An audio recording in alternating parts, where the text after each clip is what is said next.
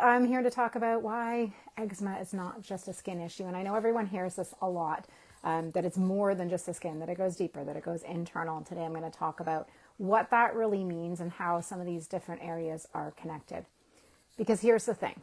If eczema was just a skin issue, like we're so often told, those moisturizers and those creams, they would fix it, right? Taking that topical approach would have an effect if it was truly just a skin issue, but it's not, right?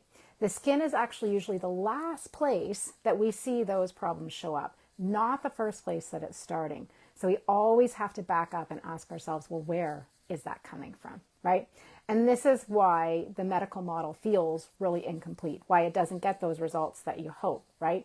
Because the thing is that doctors, they're trained to manage that inflammation. They're trained to manage those symptoms. They're not trained to look at, well, what is really driving this? It's just how do we shut down what we see so we can get more comfort, okay? So when we look at that typical standard eczema care, it's focusing on things like barrier creams, and barrier repair, anti-inflammatory creams, steroids, allergen avoidance.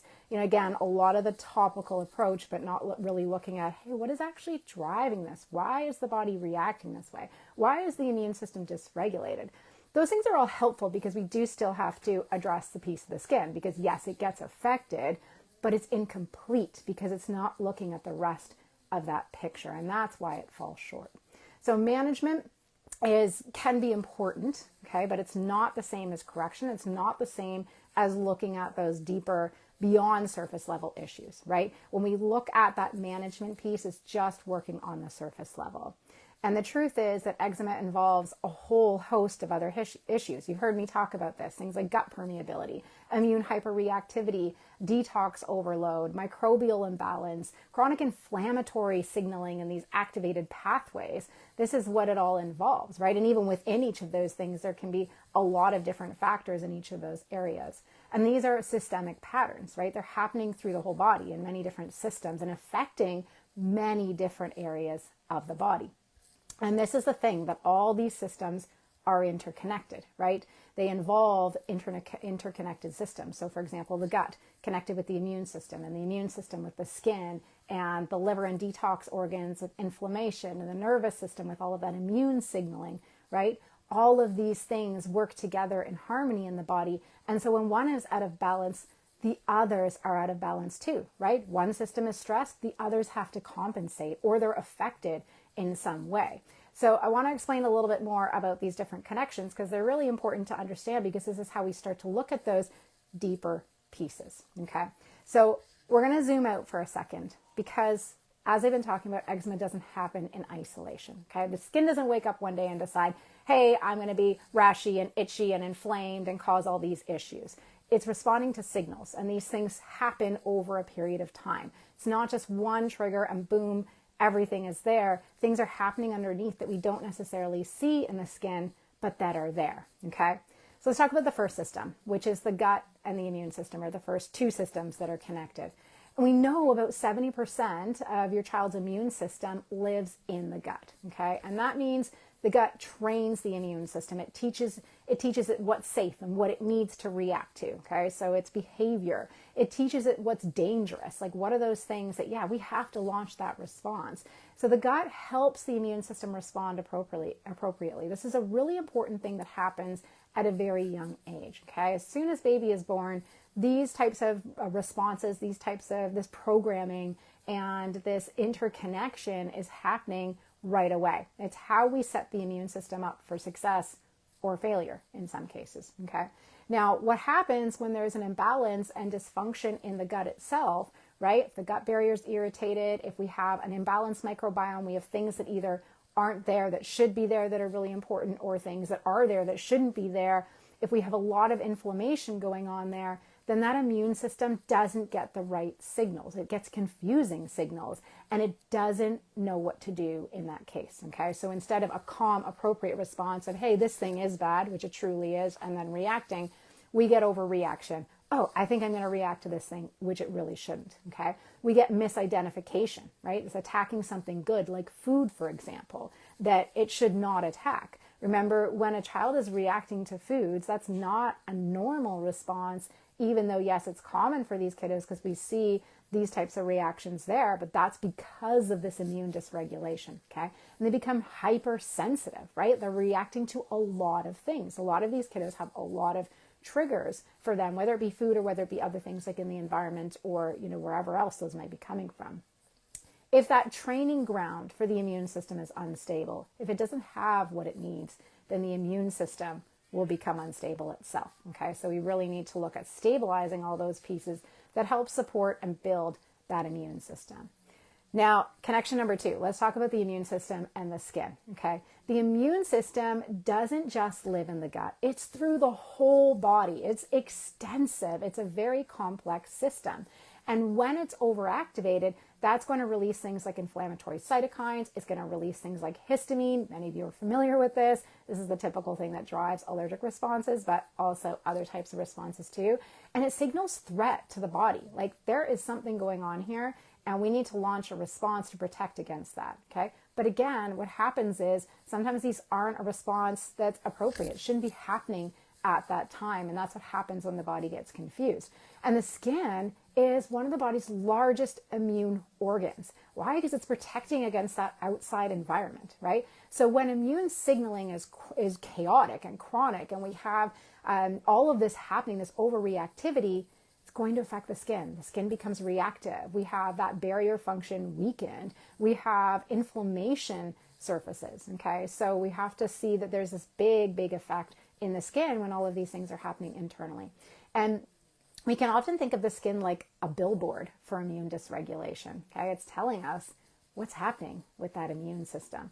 It's not the cause, it's the billboard, right? Because it's more than the skin. So connection number 3, let's talk about liver and detoxification and how that connects to inflammation. So the body is constantly processing waste. We produce waste in all of the daily processes, metabolic processes that are happening, plus the things we encounter in the environment that the body then has to process and move out. Things like hormones, environmental exposures and toxins, metabolic byproducts. And in kids with eczema, these detox pathways, number 1, because they're kids, they're often immature. Kids don't have the developed detoxification processes and organs like an adult will. And often for a lot of these kids with eczema, and I see this all the time in clinical practice, when we run the tests, these kids are overburdened with high toxicity levels, okay? It's pretty alarming for some of them. Or they're nutrient depleted, and that's going to mean that they can't detox properly if they're nutrient depleted because they don't have the things for all of those pathways and processes to happen. And if the body can't clear all of this waste that is inflammatory, if it can't clear that efficiently, it's going to look for alternate routes, right? If you have a lymphatic system that's part of that whole detoxification process that's stagnant and can't get things out, all that waste has to go somewhere. And because the skin is an elimination organ, that becomes one of the routes to get rid of those wastes when everything else isn't working properly, okay? It's the easiest, fastest way for the body to say, hey, let's get rid of this because these things can't be here. We have too much of these things, okay? So the skin acts like this elimination organ, even though it's not supposed to be the default elimination organ for a lot of these things. That should be coming out through like the stool and the urine, through things like the kidneys and the liver. But if those are backed up or it can't get there, it's going to go to the next fastest thing, which is the skin, okay? This isn't, mystical. It's physiological, right? When we understand those physiological processes that are happening, we can understand why these things are happening in our kiddos. And when detox load is high, we have a higher inflammatory burden that's going to increase. We have immune signaling that's also going to activate. And of course, we get that expression in the skin that's also going to increase, okay? So connection number 4 is the nervous system and immune signaling. This is the layer that most parents never really hear about, right? But when the nervous system is in chronic stress mode, and stress for kids, like we have to understand it's different. It's not just like an adult being stressed because, life is stressful and there's financial things and, parenting and career things and all these different types of stresses in our lives as adults. It's very different for kids, okay? Stress can be something that's happening physiologically in the body. It can be an emotional stressor. It can be like a change in routine. It can be something as simple as that, right? But when those things happen and there's a lot of that stress in the nervous system, the immune system is going to mirror that. It's affected by that because stress doesn't just mean emotional stress, right? It's things like chronic itching, poor sleep, food reactions, gut discomfort, or issues going on in the gut. It's sensory overload for a lot of these kiddos too. So it affects a lot of things, and you're probably nodding your head going, yeah, a lot of those things are going on. So this dysregulated nervous system, that it's in this chronic fight and flight and, chronic stress mode, we're going to see things like cortisol swings, okay? Cortisol being the stress hormone. It affects a lot of different functions in the body. We're going to see more histamine release. We're going to see more inflammatory signaling and activation of those inflammatory pathways. And those are what perpetuate the symptoms that we see in eczema and asthma and allergies. So the more stressed the body is, the more reactive the immune system becomes. We see this too when, hey, we're stressed as adults. What happens when we're experiencing a lot of stress? It's like, boom, you get sick, right? And the same thing happens with kids. But for kids that are prone to eczema, asthma, and allergies, we see the presentation in that form, okay? Because that stress nervous system amplifies that immune reactivity. And that's not what we want. We want to actually calm all of that. So we have to realize that when one system is stressed, the others they compensate, right? So if we've got integrity is compromised, we're going to have increased immune activation. If immune activation increases, we're going to have more of an inflammatory load. If detox can't keep up, we're going to have more inflammation, right? If the nervous system is stressed and dysregulated, boom, the immune system is going to be more activated. We're going to have more inflammation. And, it becomes this feedback loop, because a lot of the things that happen with the immune system being reactive like that perpetuate all these other things too, okay? So it affects the nervous system, and then it keeps it in this loop. So it's not a single trigger, right, is what we have to look at. We get these loops, we get these connections between these systems, and it's all about balancing and supporting all of these pieces internally so that the calm comes, okay? The skin becomes the outlet when internal regulation is overwhelmed. Okay, when we don't have the ability for the body to be able to do and go through all these processes efficiently, it has nothing else to do, right? It becomes overwhelmed. It can't manage it all. Not because the skin is broken, but because the body is trying to communicate. It's trying to say, hey, I need some help here. I need some support here, okay? So when you're seeing a flare, you're not seeing like random things. You're seeing the body trying to offload all of this inflammation, dealing with all of this overwhelm. It's like the bucket, right? When we've got a full bucket and it starts to overflow, it's like, I can't do it anymore. And the skin is expressive. It's not random. It's communicating, and it's telling you what's happening inside, okay? Or that it needs support inside. Sometimes we don't always get the exact answers, but we know it's a lot of these things. And so these are the areas that we have to go in and start addressing, okay? So parents often feel stuck because they're handed these isolated tools like address the skin when all these things are going on underneath, right? You're told to wait and see if your kiddo grows out of it. Meanwhile, their body's in this like chaos mode and can't manage and cope. You're told it's genetic. Not so much. No, it's a lot to do with actually exposures, environment, food, how the body's functioning, not necessarily genetic. And parents are often told it's normal. This is not normal, okay? Might be common, but common does not mean normal. But what parents are never shown is how to layer support and address all of these internal pieces, what to actually prioritize and how to do that, right? What order matters, because it does. Sometimes we can't address certain things right away. We can't go deep into a parasite cleanse when we haven't laid the foundation and supported some basics in the gut.